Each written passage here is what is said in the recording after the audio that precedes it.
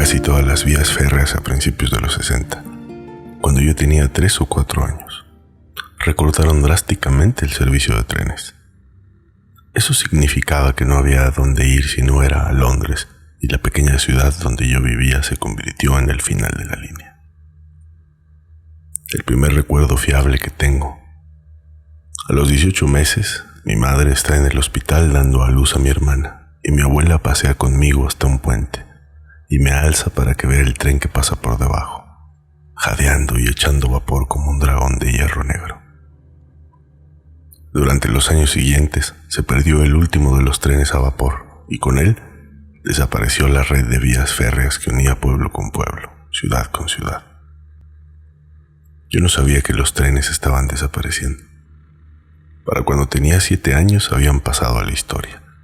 Vivíamos en una casa vieja en las afueras de la ciudad. Los campos de enfrente estaban vacíos y en barbecho.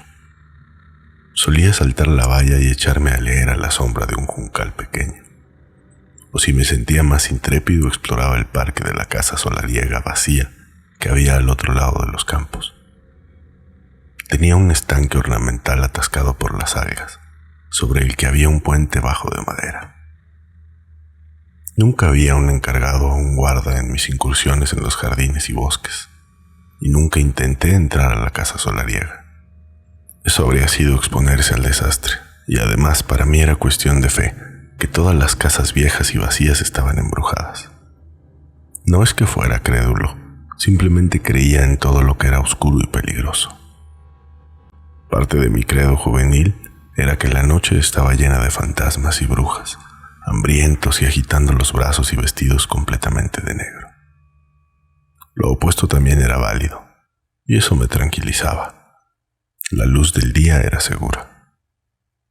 La luz del día siempre era segura. Un ritual.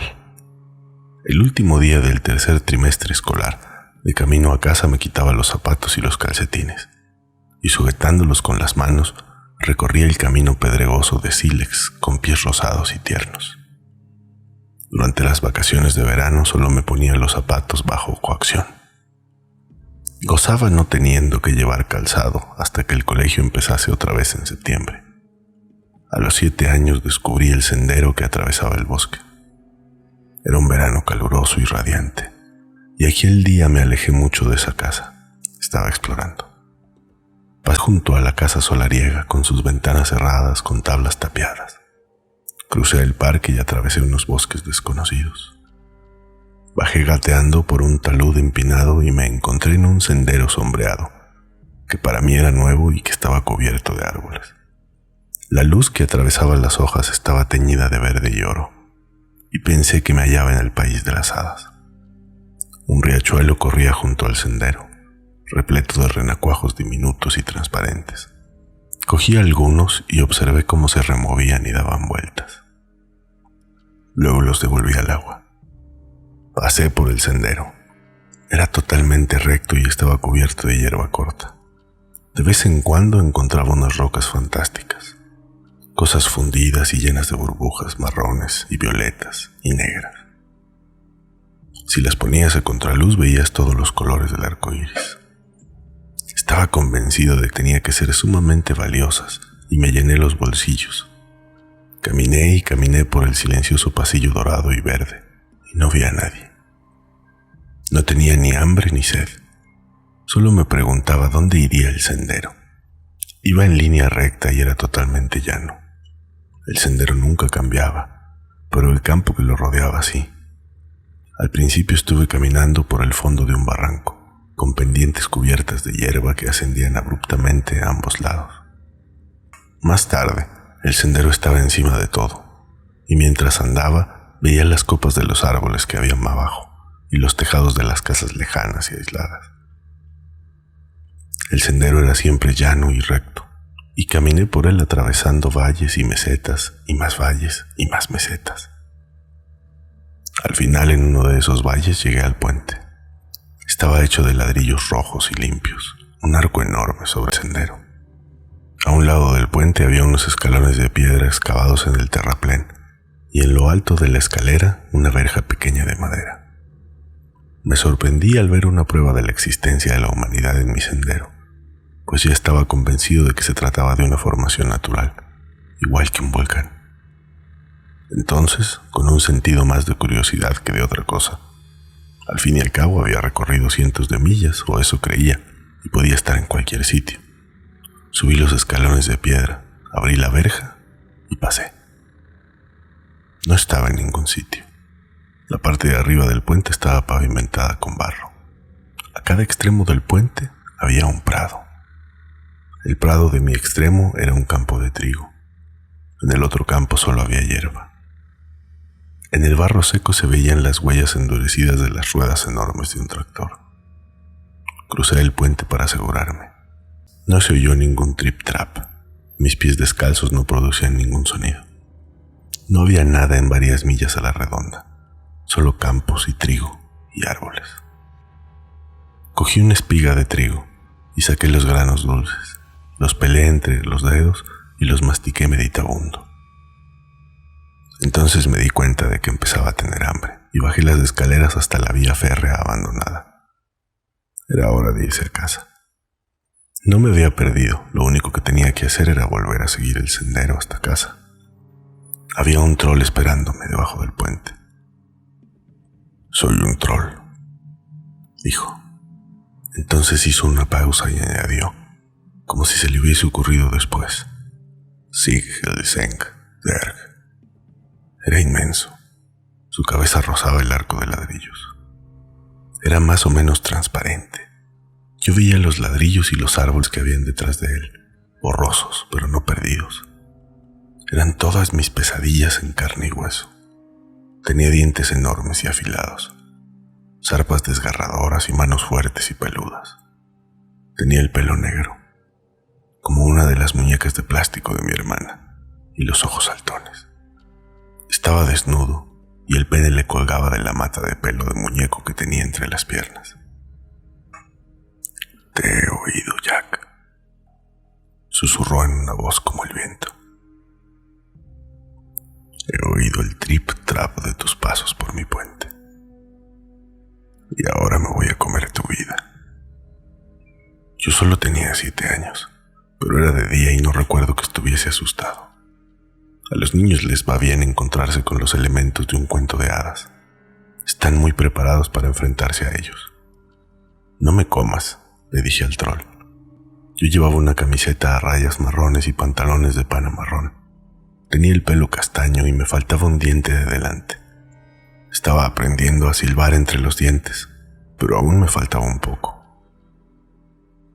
«Voy a comer tu vida, Jack», dijo el troll. Le miré fijamente. «Mi hermana mayor vendrá por el sendero muy pronto», mentí. «Y está mucho más sabrosa que yo. Cómetela a ella». El troll olisqueó el aire y sonrió. «Estás completamente solo», dijo. «No hay nada más en el sendero. Absolutamente nada». Entonces se inclinó y me pasó los dedos por encima. Fue como si unas mariposas me rozasen la cara, como si me palpara un ciego. Luego se olfateó los dedos y negó con la cabeza. «No tienes una hermana mayor, solo una hermana menor, y hoy está en casa de su amiga».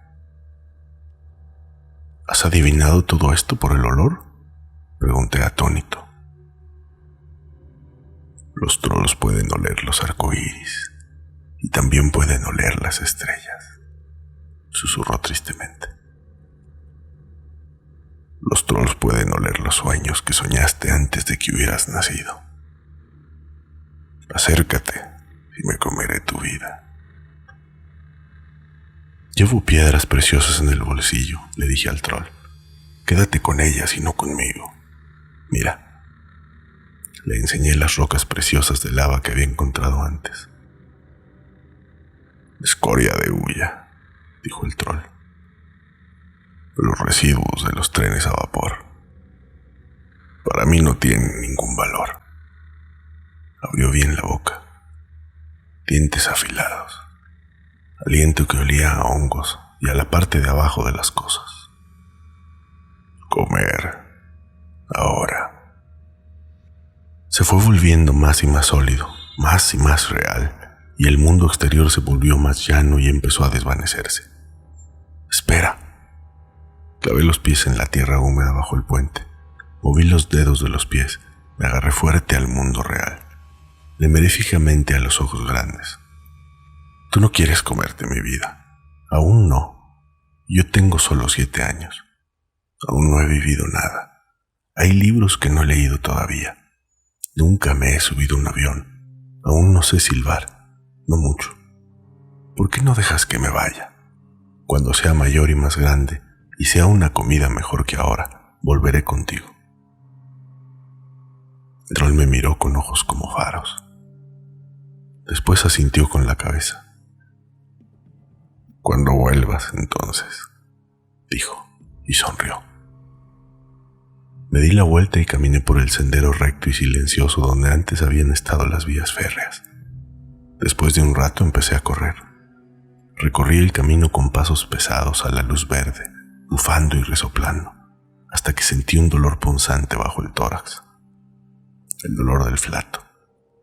Y apretándome el costado llegué a casa a trompicones. Los campos empezaron a desaparecer a medida que me hacía mayor. Una a una, hilera a hilera, surgieron casas con calles a las que les habían puesto el nombre de plantas silvestres y escritores respetables. Vendieron nuestra casa, un edificio victoriano, viejo y ruinoso, y la tiraron abajo. Casas nuevas cubrieron el jardín.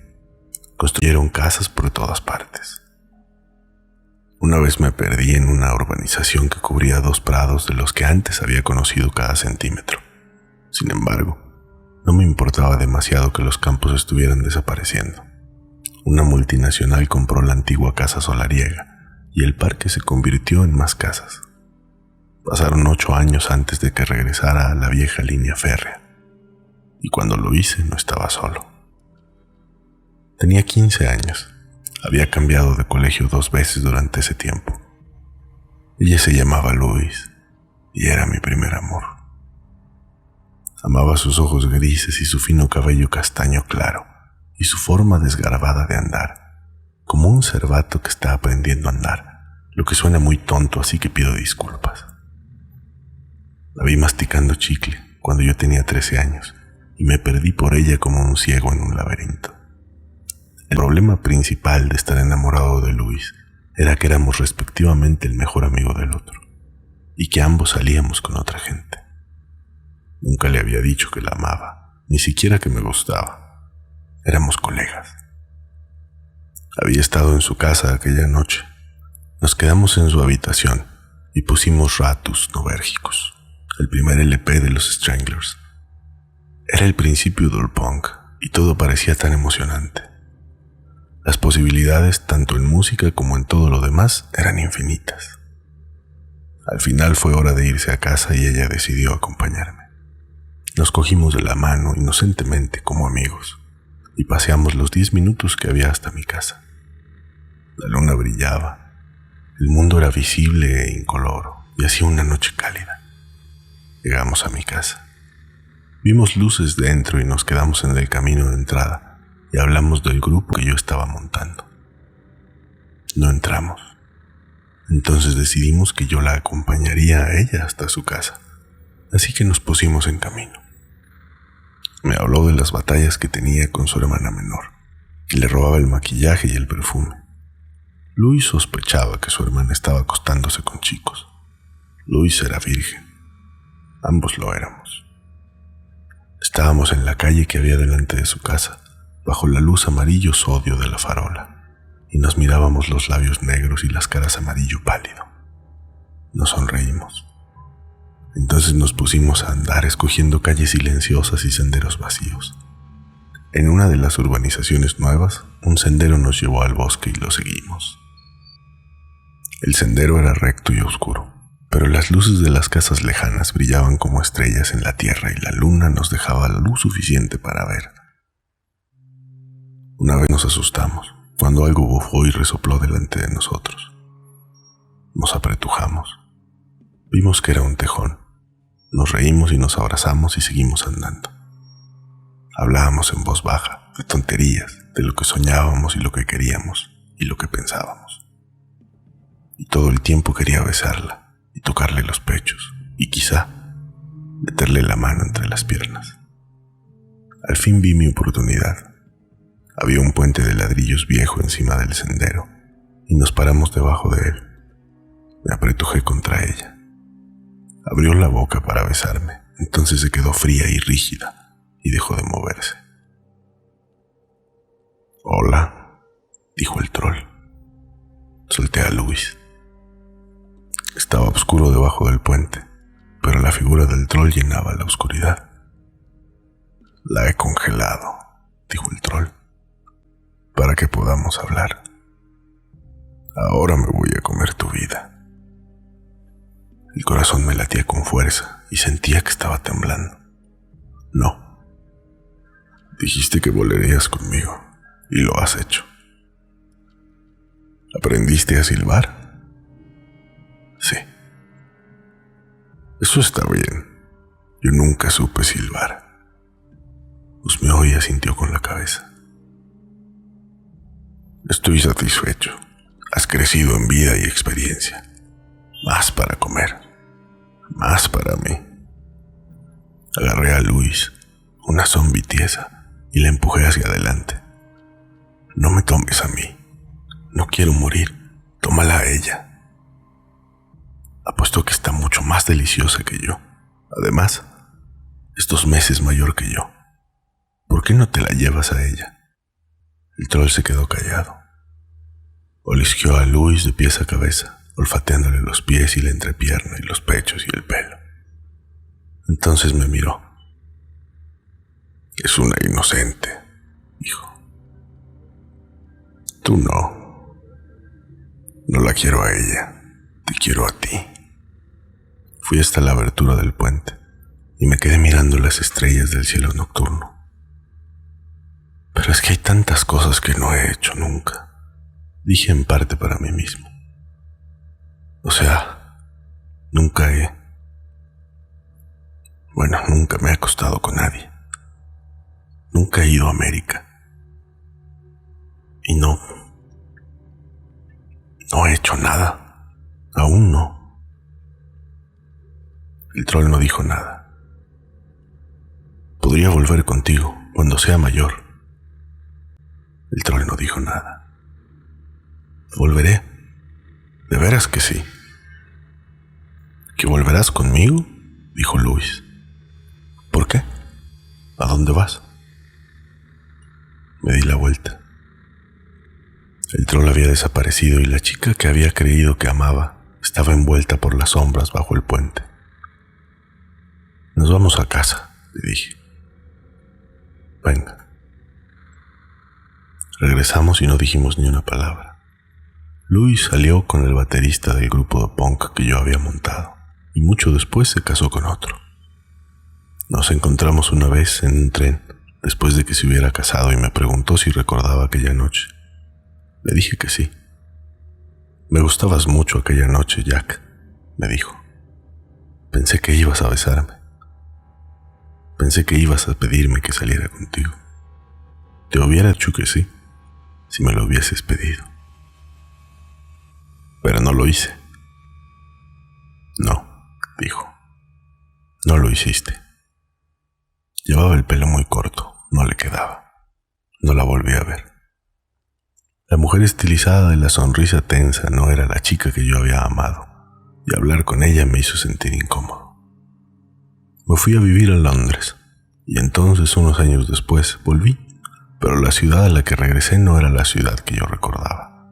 No había campos, ni granjas, ni caminitos de pedernal, y me mudé lo antes que pude a un pueblo diminuto a 10 millas de ahí. Me mudé con mi familia.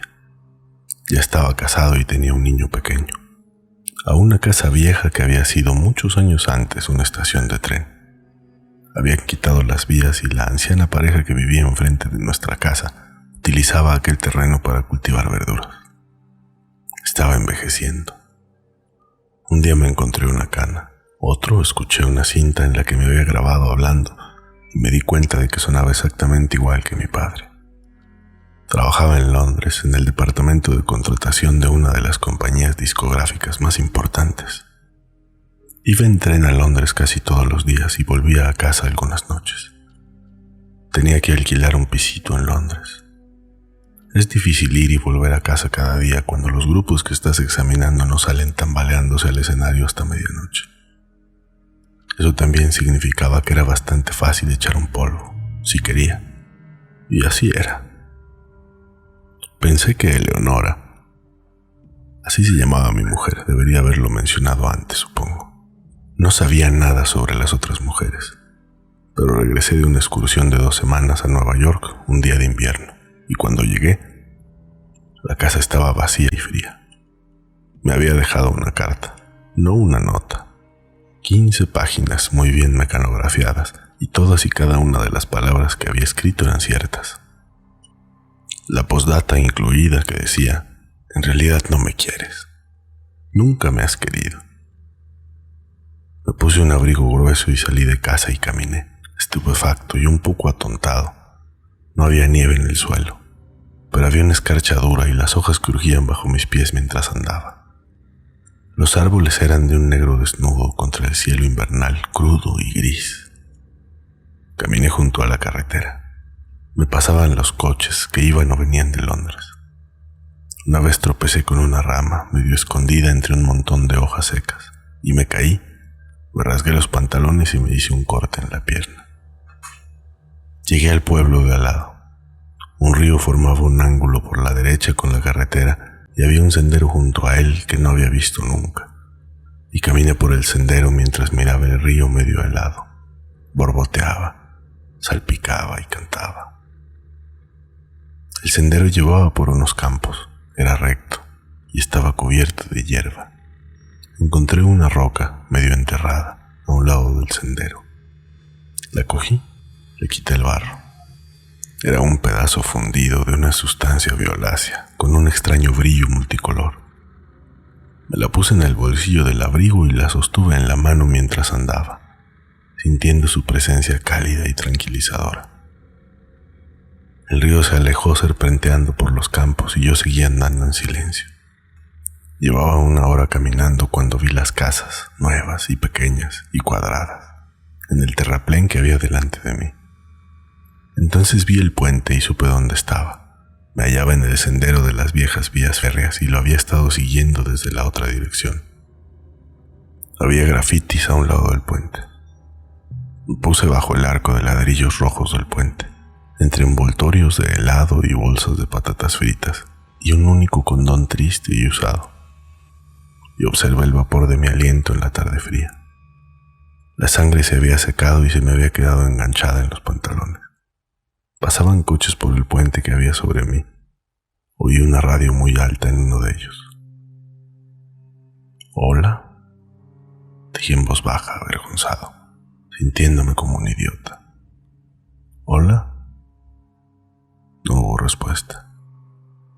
El viento hizo susurrar las bolsas de patatas fritas y las hojas. «He vuelto», dije que lo haría y lo he hecho. «¿Hola?» Silencio. Entonces empecé a llorar, estúpida y silenciosa en el puente. Una mano me tocó la cara y alcé la vista. «Creí que no volverías», dijo el troll. Ahora tenía mi estatura, pero aparte de eso no había cambiado. Llevaba hojas enredadas en su pelo de muñeco largo y despeinado, y tenía los ojos muy abiertos y tristes. Me encogí de hombros, luego me sequé la cara con la manga del abrigo. He vuelto. 3 niños pasaron por encima de nosotros por el puente, gritando y corriendo. «Soy un troll», murmuró el troll con una vocecita asustada. «Sig el Seng Derg». Estaba temblando. Alargué la mano y le cogí la zarpa enorme. Sonreí. «No pasa nada», le dije. «En serio. No pasa nada». El troll asintió con la cabeza. Me empujó al suelo sobre las hojas y los envoltorios y se me echó encima. Entonces alzó la cabeza y abrió la boca y se comió mi vida con sus dientes fuertes y afilados. Cuando acabó, el troll se puso de pie y se sacudió. Se puso la mano en el bolsillo del abrigo y sacó un pedazo de escoria negra y llena de burbujas. Me la dio. «Esto es tuyo», dijo el troll. Le miré. Llevaba mi vida puesta cómodamente, con facilidad, como si la hubiera estado llevando durante años. Cogí la escoria de hulla y la olisqué. Podía oler el tren de donde había caído. Hacía tanto tiempo. Le agarré fuertemente con la mano peluda. «Gracias», dije. «Buena suerte», dijo el troll. «Sí. Bueno, a ti también». El troll sonrió con mi cara. Me dio la espalda y empezó a andar por el camino por el que yo había venido, hacia el pueblo, a la casa vacía que yo había dejado aquella mañana, y silbaba mientras andaba. He estado aquí desde entonces, escondido, esperando. Parte del puente. Observo desde las sombras cuando pasa la gente, paseando a sus perros o hablando o haciendo las cosas que hace la gente. Algunas veces alguien se para debajo de mi puente para quedarse un rato, mear o hacer el amor. Yo les observo, pero no digo nada, y ellos nunca me ven. Sig el Seng Derg. Simplemente me voy a quedar aquí, en la oscuridad, bajo el arco. Os oigo a todos allá afuera. Oigo el trip-trap de vuestros pasos por mi puente. Oh, sí, os oigo. Pero no pienso salir.